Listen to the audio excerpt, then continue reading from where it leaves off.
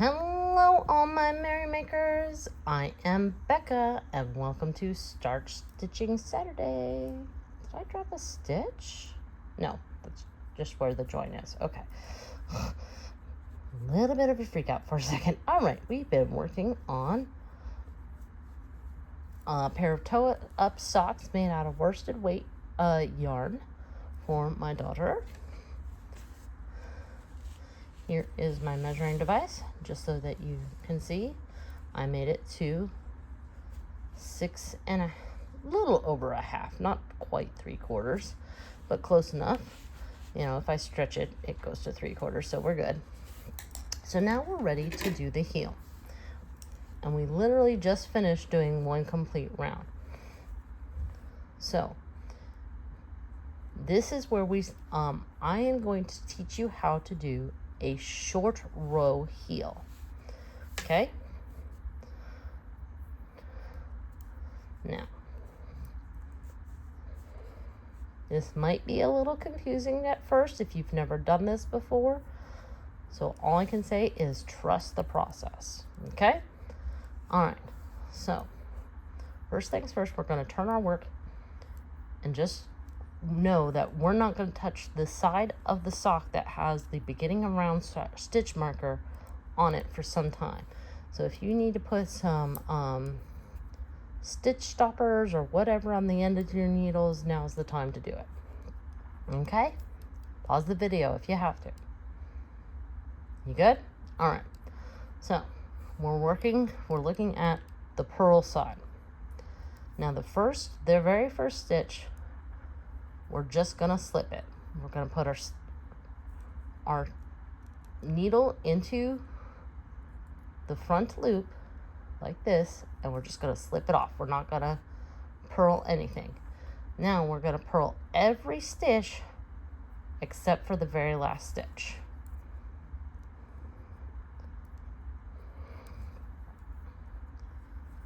Now I am right-handed and I knit continental. So if you're not right-handed and you don't knit continental, this might look weird to you.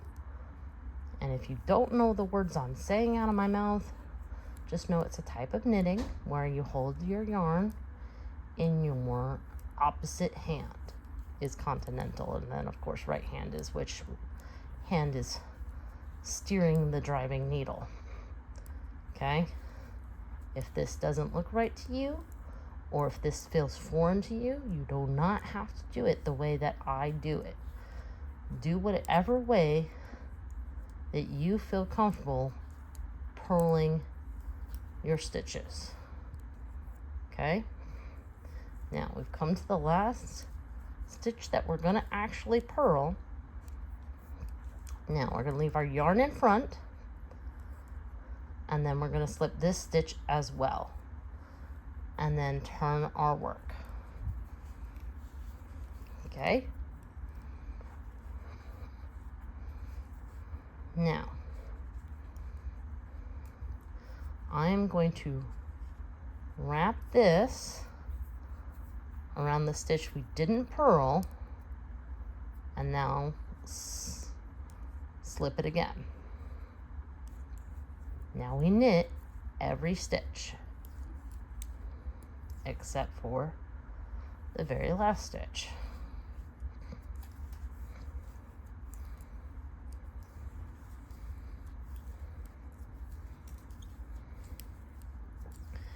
I'm trying to go at this quickly so that I don't have to hit my pause button too many times,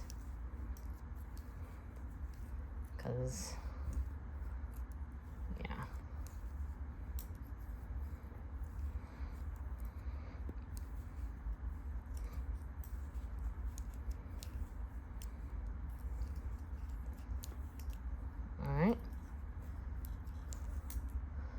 so we're on the second to last stitch. Bring the yarn front, slip the stitch, turn our work, and then again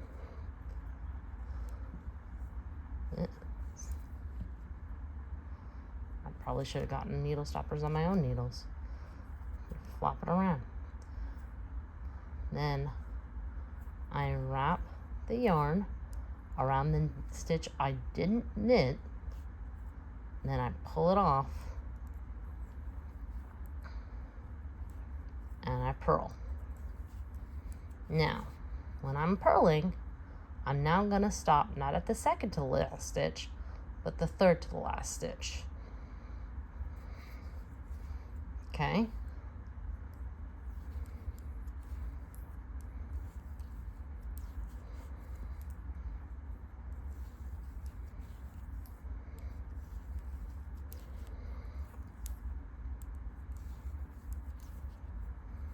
And I'm going to show you how to do this one more time on each side.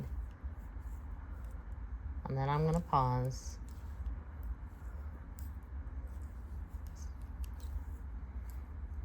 Okay, so now we're on our third stitch. Bring our yarn forward. Slip the stitches if we're going to knit.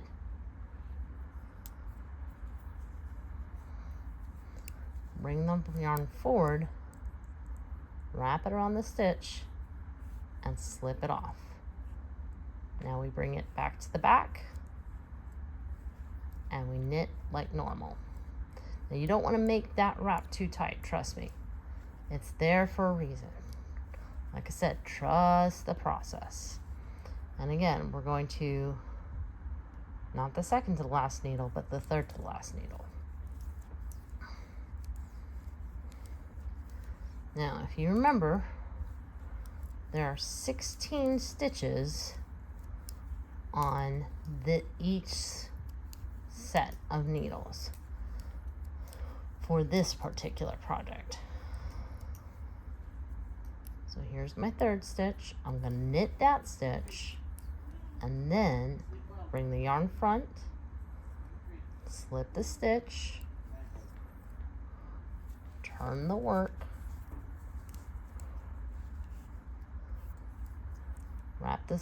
wrap the yarn around the stitch, and now we purl like normal.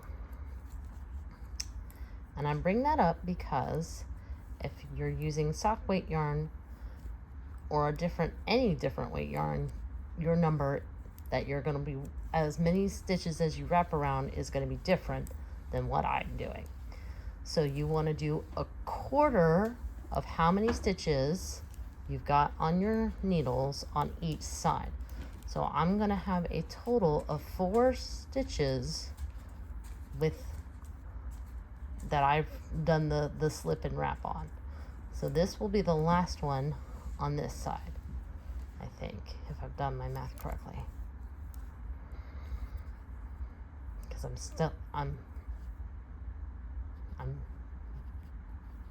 no, there's one more. So, because I stopped at the third one last time, now I'm stopping at the fourth one this time. So I'm wrapping the third one. Slip, turn, wrap, slip off, regular knit.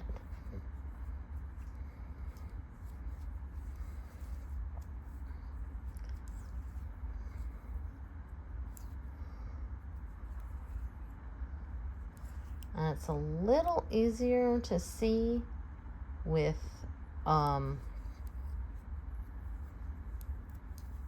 worsted weight yarn which ones I've gone around than it is with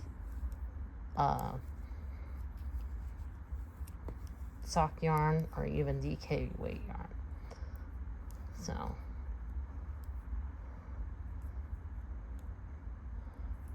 bring the yarn front, slip, turn,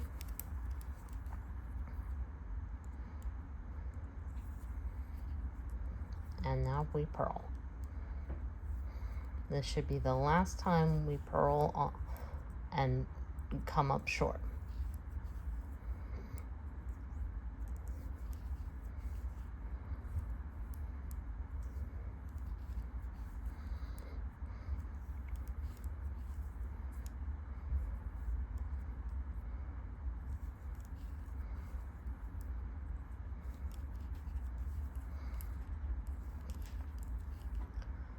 Now we're on the 5th stitch. We're not purling the 4th stitch. We're slipping it. We're bringing the yarn around as if to wrap it, and then slipping it off and knitting.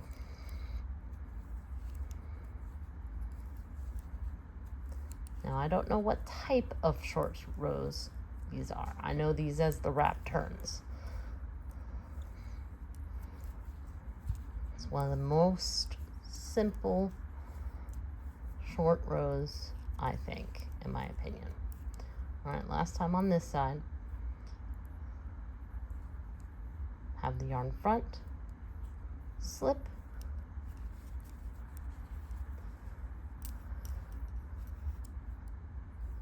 slip, and now we're going to start picking up the stitches. Okay, so now we're purling.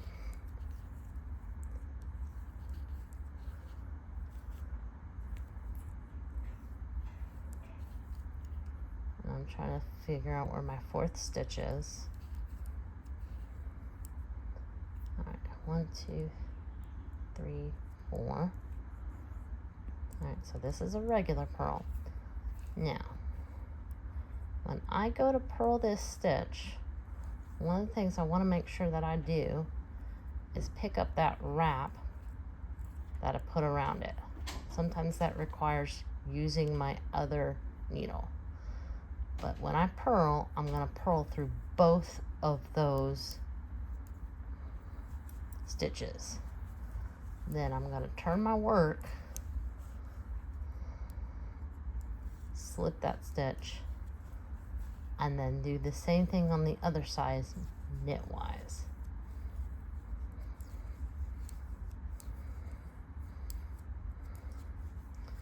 And I found that when it comes to smaller yarn, I like to use a lot of stitch markers for this part, just because I feel like it's really easy to lose track of where I am. So here we are at that 4th stitch. Let's pick up that little collar I wrapped around it, knit both the stitches.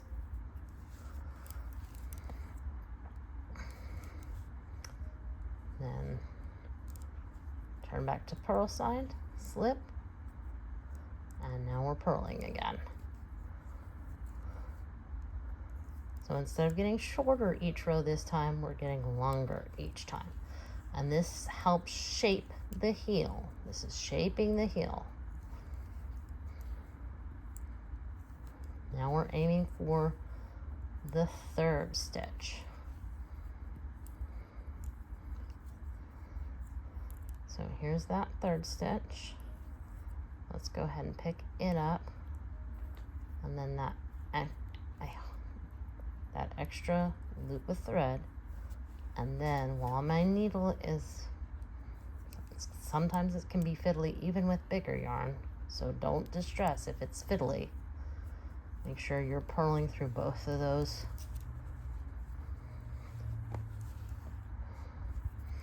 And what that does is it helps hide the appearance of holes, which is not as big of a deal when you have a smaller weight yarn like a sock weight yarn or even a DK. But when you get into the sport and worsted, it really does make a difference.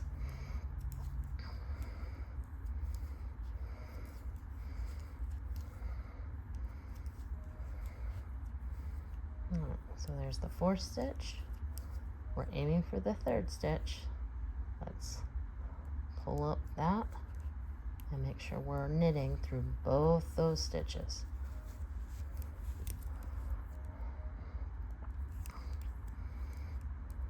I cannot remember where I learned this method specifically, but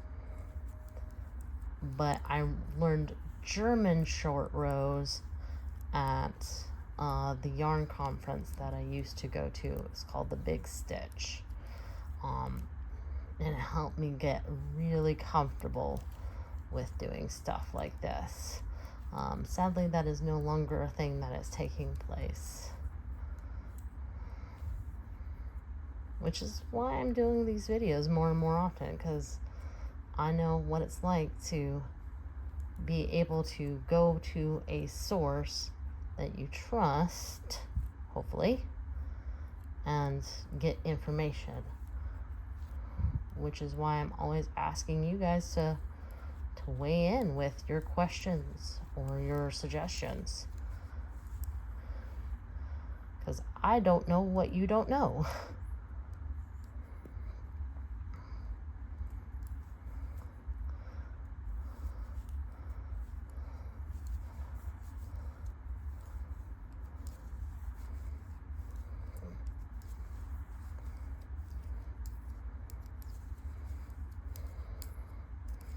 You can kind of see the heel forming now. It didn't take long because this is worsted weight yarn. Again, on fingering weight yarn, this is going to take you a whole lot longer. Don't distress. If you have to put it down and pick it back up later, that's what stitch markers and needle stoppers and all the fancy little accessories that we get ourselves, that's what they're for. Knit two together. Come on. You're gonna do me like that, aren't you? You're gonna do me like that. This yarn is just a tiny bit splitty, and sometimes it likes to throw a tantrum. There we go. Almost done.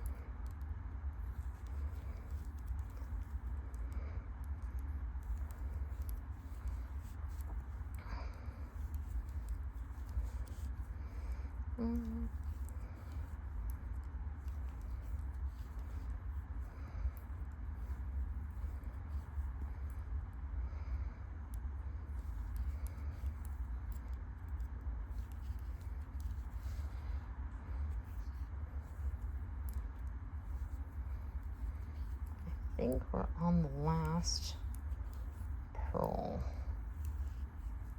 The last purl two together, I should say.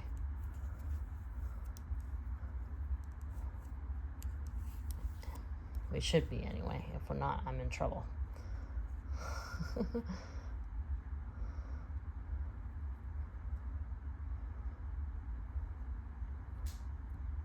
Trying valiantly to pick up that loop.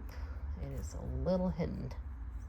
I wrapped that a little too tight. So again, try not to wrap it super tight. You want them to stay there, but you want to be able to maneuver them. So make sure you watch your gauge when you're doing the wrap turn. All right.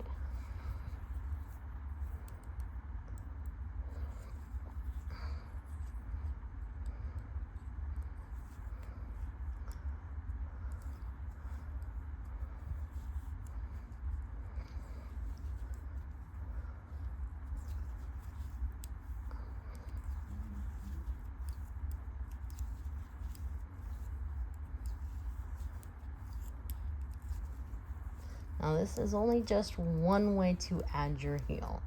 There are all sorts of different heels out there. This is my preferred one because it means I don't have to look at a pattern.